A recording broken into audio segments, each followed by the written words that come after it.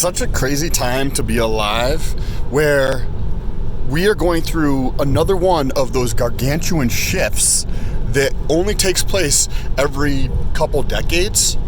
And that brings me back to my hometown of Rochester, New York, where there was a company called Kodak at one point who actually developed the digital camera and then had the audacity to fucking think that film was going to still be there as the primary source of making film in the future, and they completely went away. They're just a shell of what they were as a company.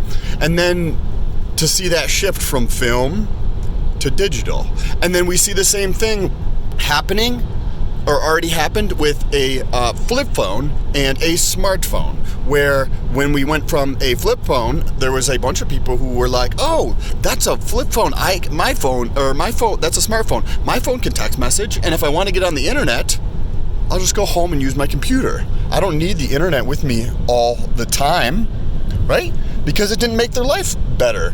And we're experiencing the same thing now, where companies like, well, you can look it up yourself, but BMW is a great example.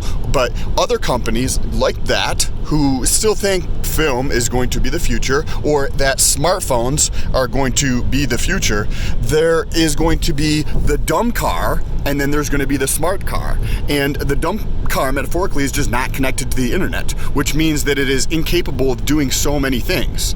And in just a short period of time, every single vehicle is just going to be connected to the internet. And if you're not connected to the internet, you're going to feel left out in so many ways. And then driving this, whether that's 8 years down the road or 15 years down the road, having a vehicle that is not connected to the internet, that's driving itself, is going to be absolutely like walking around carrying a flip phone and not being capable of doing the vast majority of the things that the rest of society can do, like get information or take pictures or do all these other things just through their phone. So it's an amazing time to be alive and actually pay attention and see this happening. And you can, if you pay attention to it and you know what's going on, you can make money in the financial markets just by doing this.